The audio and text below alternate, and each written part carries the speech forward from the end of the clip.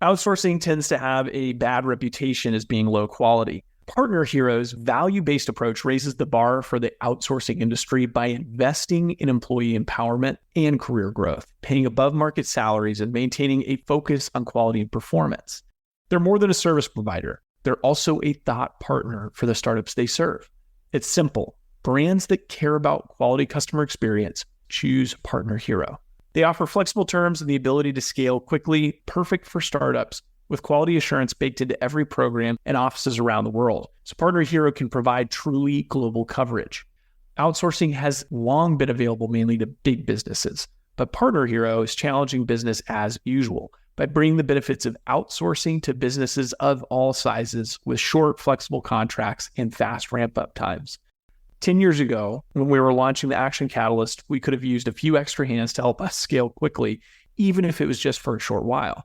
You can bet that with their expertise, fast onboarding, and core focus on quality, Partner Hero would have had our attention. If you're ready to bring in outside customer support help for your startup that feels like it's a part of an existing team, check out Partner Hero. Head over to partnerhero.com/Action Catalyst to book a free consultation with our solutions team. Mention you heard about Partner Hero from the Action Catalyst, and they'll even waive the setup fee. Now, on to the show. Southwestern Family of Companies welcomes you to the Action Catalyst. Each week, our diversely and amazingly accomplished guests share their insights and inspirations to help us ignite our own. So let's invest attention together to breathe, to reflect and refocus, and decisively defeat that voice we call Mr. Mediocrity. Then let's enjoy moving forward to make a positive difference in our world. Are you interested in advertising with the Action Catalyst? Our listeners could be hearing about your brand right here, right now. For details, shoot us an email at info@theactioncatalyst.com.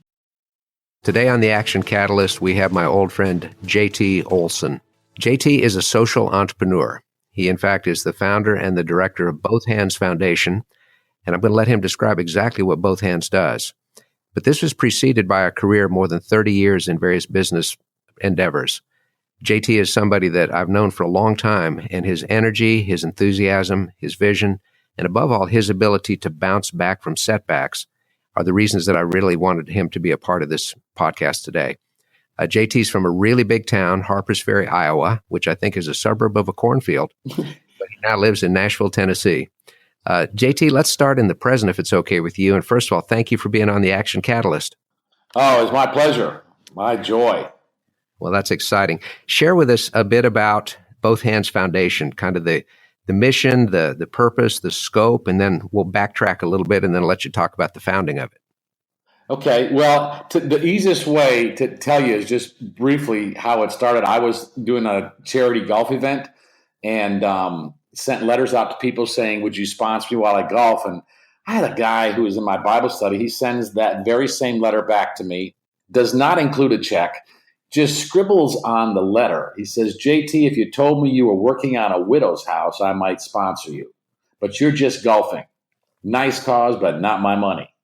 and, it struck me as, wow, that is a really good idea.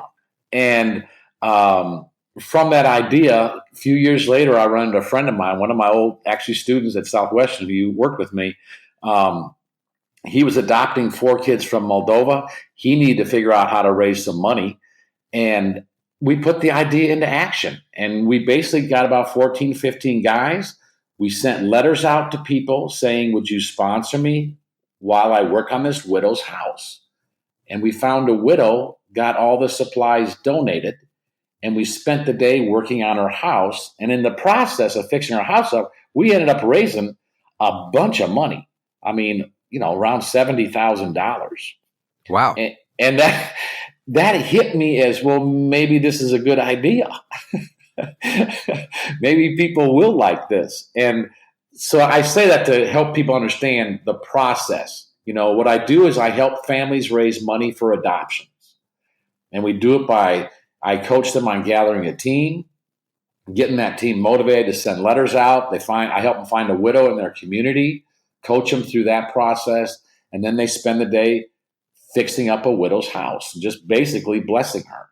And we started that 10 years ago. In fact, 10 years ago yesterday was our actual anniversary. We started August 18th, 2008. And in 10 years now, we've done, I love this part, Dan, we've done 828 projects in 42 states.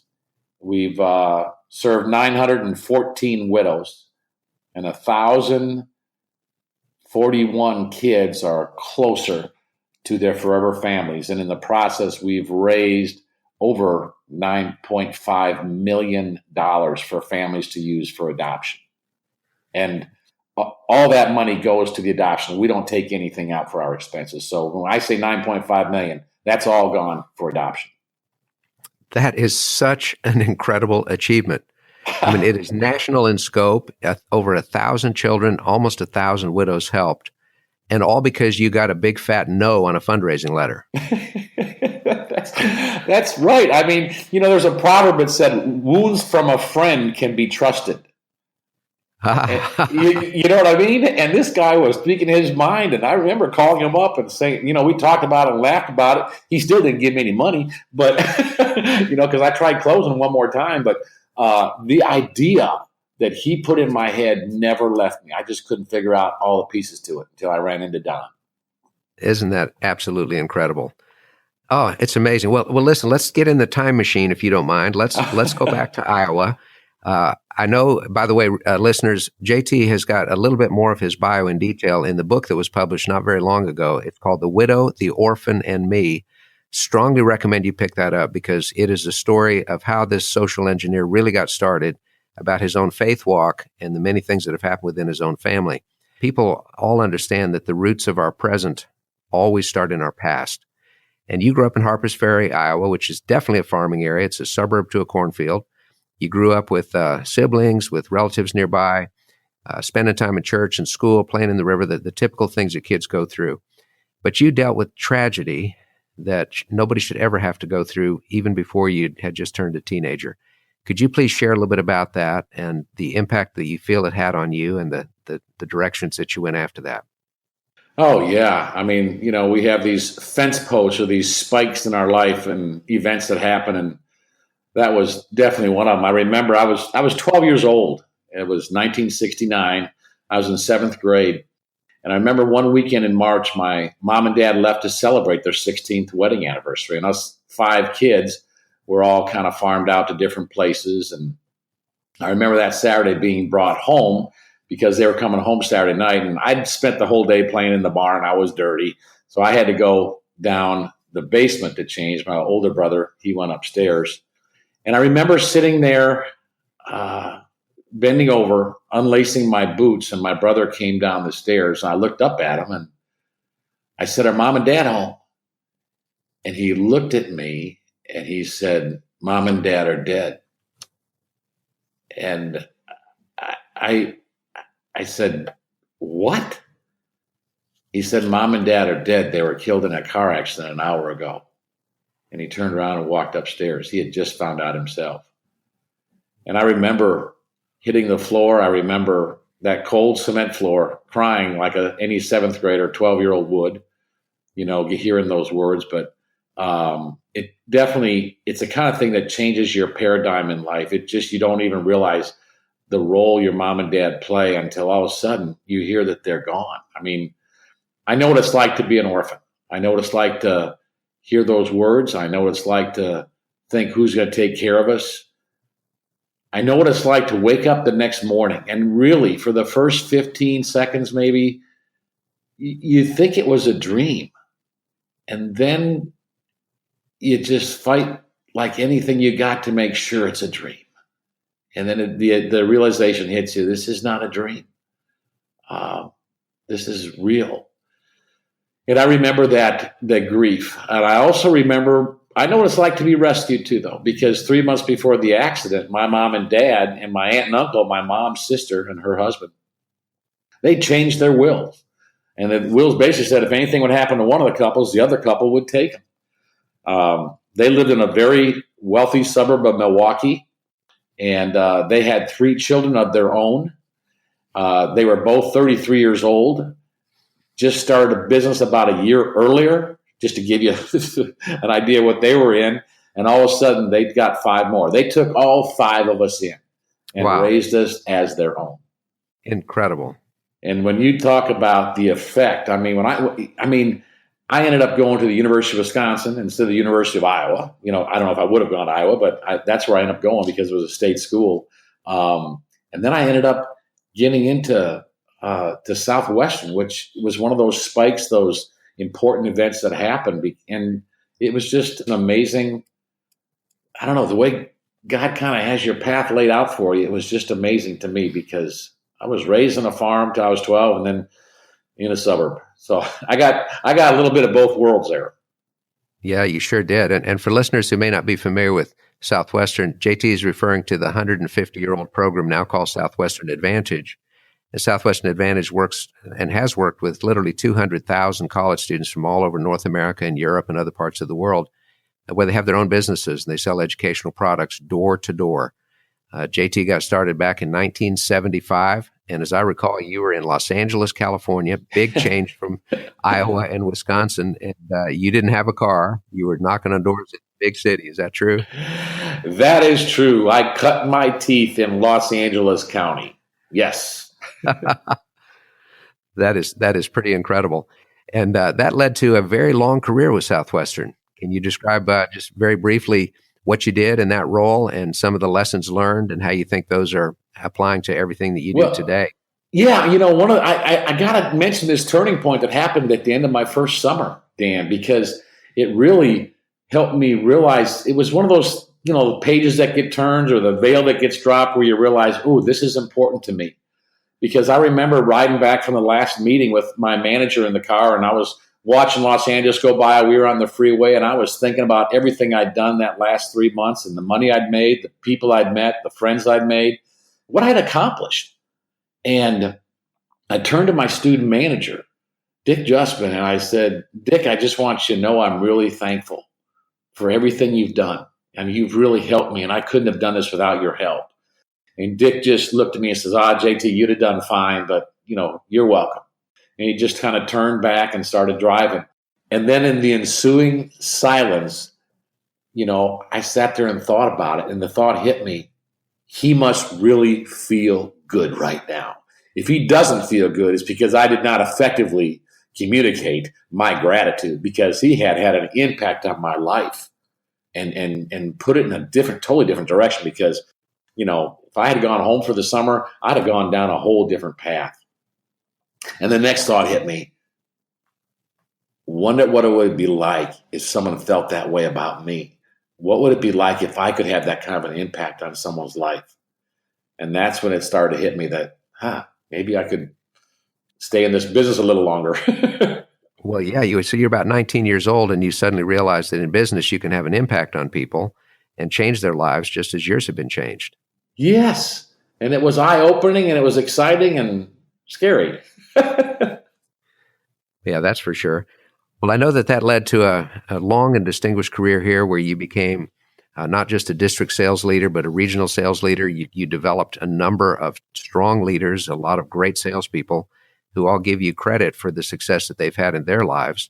And it's all about contribution. So on behalf of the company, we are so grateful for everything that you do and continue to do in supporting and promoting what we do. I know you've had a couple of your own children go out and sell books. So that's kind of adding back to the program too.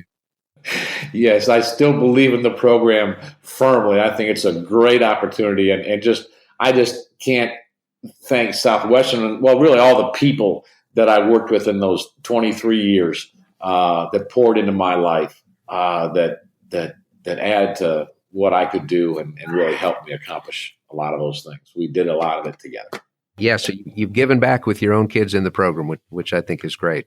Now, JT, after you made the decision to change careers away from Southwestern Advantage, part of it was to be an entrepreneur. And I think this is going to be an instructive set of lessons because your entrepreneurial venture, your first one, let's just put it nice as we can, it really failed and it sapped a lot of your resources. Can you tell us about Subliminal Inc.? Yes, it was an exciting idea because when I left Southwestern, I didn't leave because I didn't like what I was doing. I left because I had 4 kids at home and the job just took me on the road too much. And I didn't want to be on the road. So I was interviewing for different jobs, sent resumes out, and I had a friend of mine put some extra little subliminal words on my resume, and it said, "He's your man. This is the one. Choose him." It was subliminal messages, and it was really pretty effective. And someone called me up and said, "JT, we don't have a position for you, but I love this resume paper. Where'd you get it?" And I said, "Well, I made it up." And he said, "You ought to sell this." Well, I took that idea and decided to pour some resources into it, hired a couple people actually to sell it. We actually got that resume paper in about 25 stores, but it really wasn't going the way it should have been. So I had to fold that after about a year. Now, one of the key lessons in the Action Catalyst is how people bounce back from defeat and how they bounce back from setbacks. Can you share a little bit about the process you went through to keep that literal defeat in business from sapping your energy? I mean, you had 4 kids at home. You were the support of the family.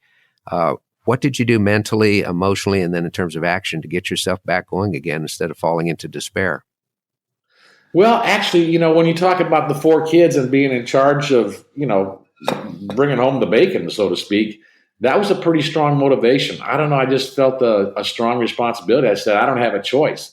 I go back to my Southwestern roots on that, Dan. And it just wasn't like, oh, is there an option to do something else? Is there an option to quit? No, it's not. That's not an option for me. It never was.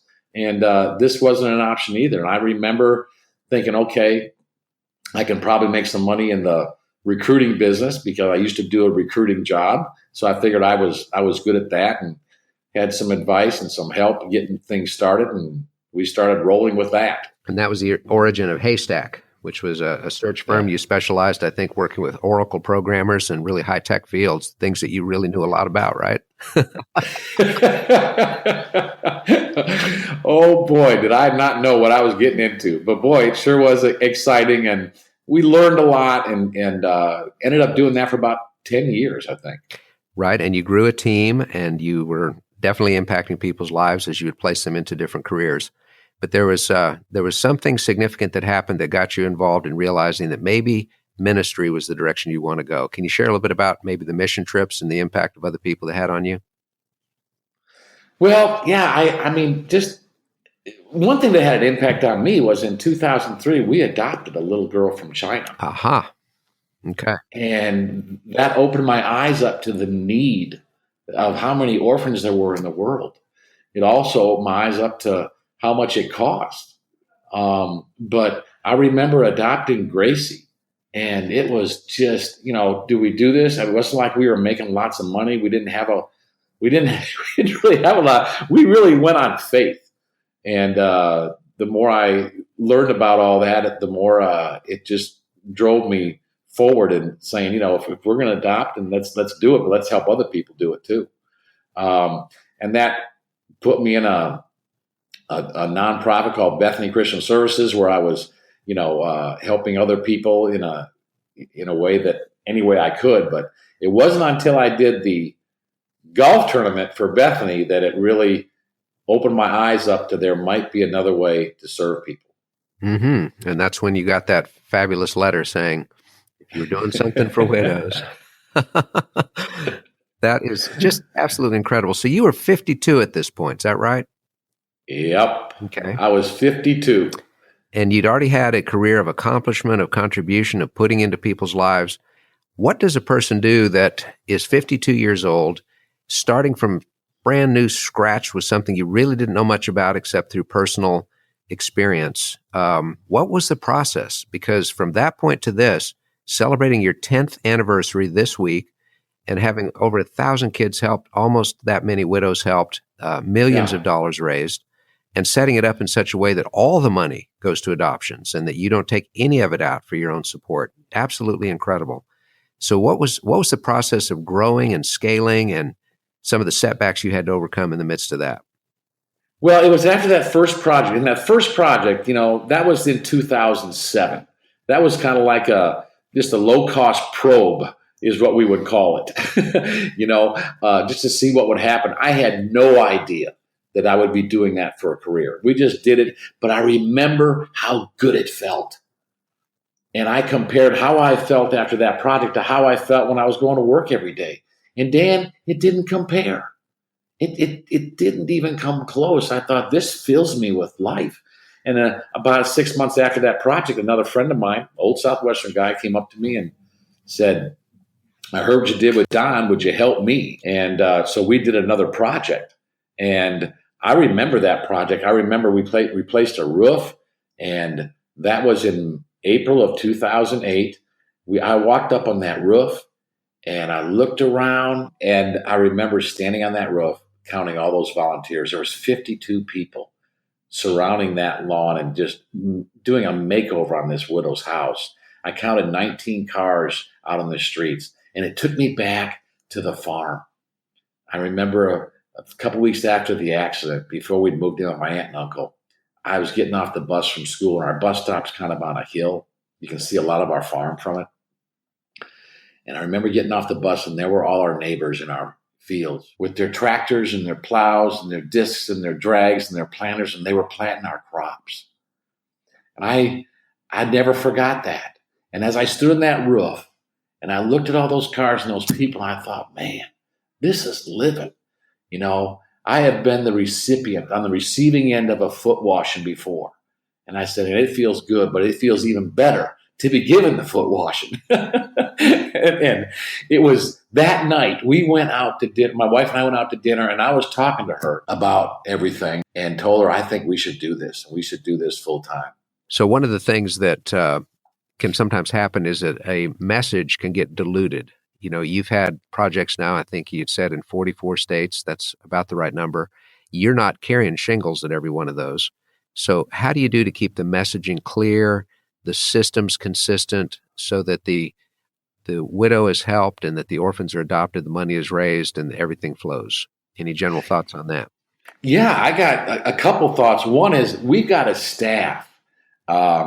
I surrounded myself with a bunch of millennial staff. There's four of them. One of them is part-time operations, but we have a marketing person, we have a family project coordinator, and I have someone who helps him with development and is my assistant and does a whole lot of other stuff too.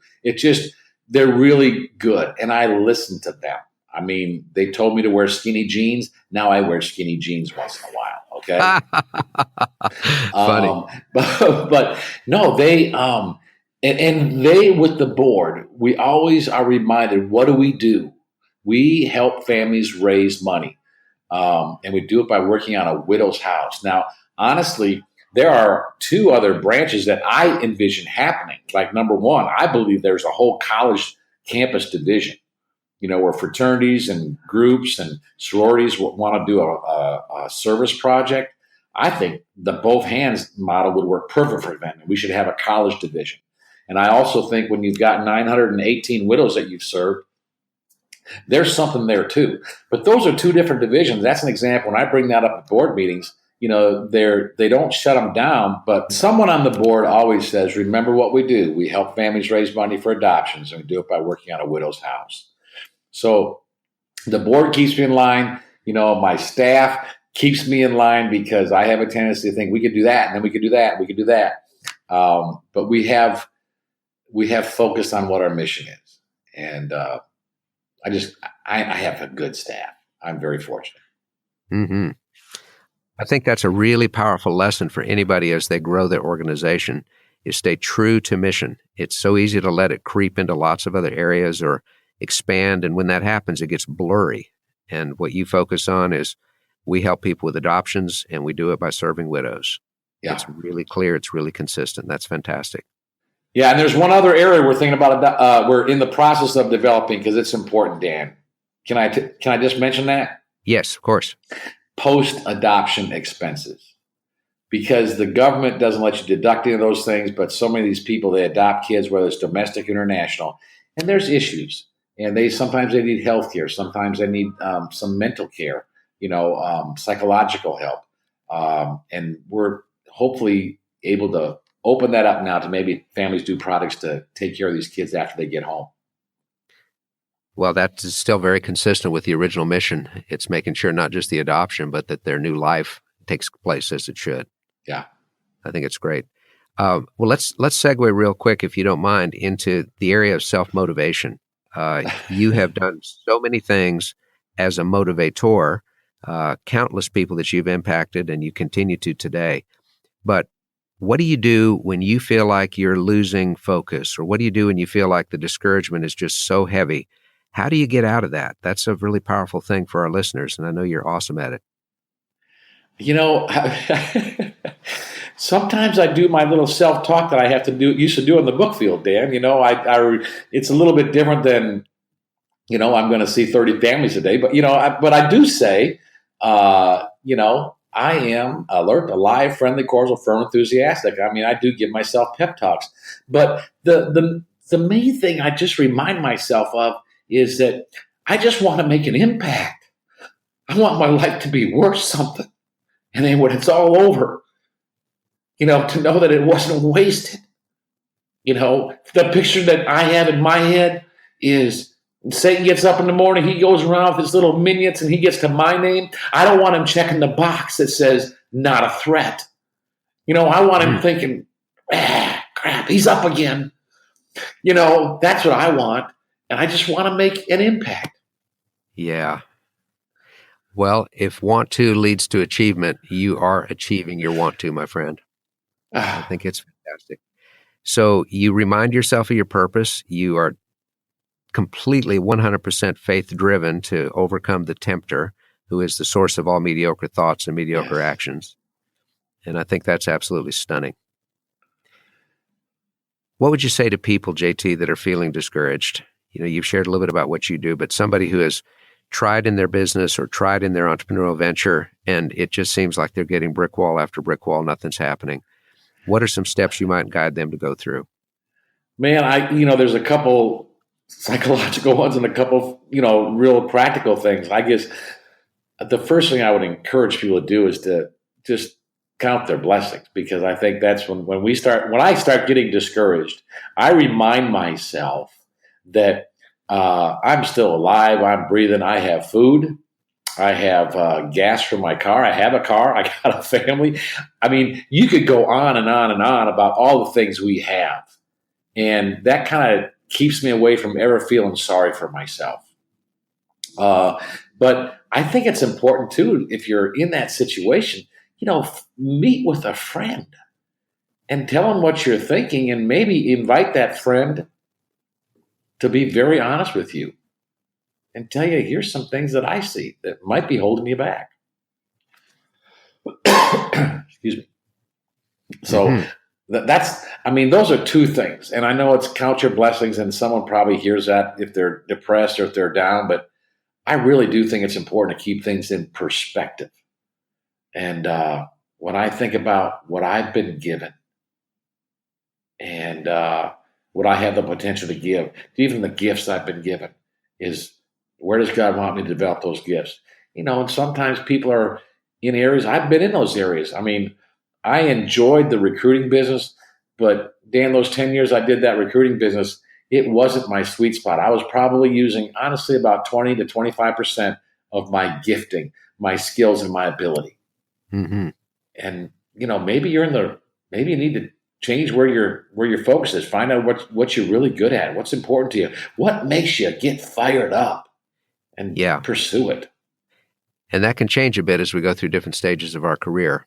But the one commonality that you've had has always been taking care of others, whether it's your own family, which you have striven mightily and done a brilliant job with, or whether it is serving others, either as a recruiter, as a leader in Southwestern Advantage, and of course you're doing it every day with widows and orphans, which is fantastic. It's all about others. That part hasn't changed, even though your field of play might have.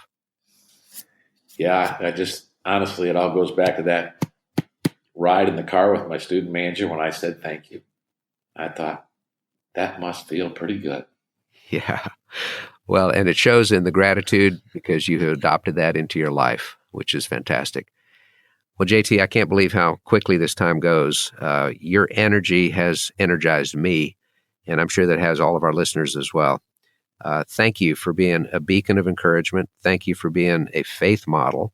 Thank you for being somebody that is so focused on others that he forgets his own pain. and you're human and you've had pain. And to be able to move beyond that, knowing that at the end of the day, we want to face our Maker and say, how'd I do? And he says, well done, thou good and faithful servant. And you have, in fact, been that. So my thanks to you. And one more time, what is this thing that starts with, I feel alert? Say that just a little slower so we all get it. I'm alert, alive, friendly, cordial, firm, and enthusiastic. I dare any of you to say that 10 times. I'm alert. I'm alert, alive, friendly, cordial, firm, and enthusiastic. I'm loving that. Well, JT, thank you for sharing your affirmation with us. It is golden, it is timeless, and I'm inspired. So on behalf of all of our listeners, thanks so much for bringing the Action Catalyst to a new point. Thank you for your work, and bless you in your service. Oh, it was an honor to be here, Dan. Thank you so much for including me. It was a joy, man. Keep up the good work. If you enjoyed this podcast, please make sure to subscribe. To stay updated on everything that the Action Catalyst is up to, make sure to follow us on Facebook and Instagram at Action Catalyst Podcast and Twitter at Catalyst_Action. Thanks for listening.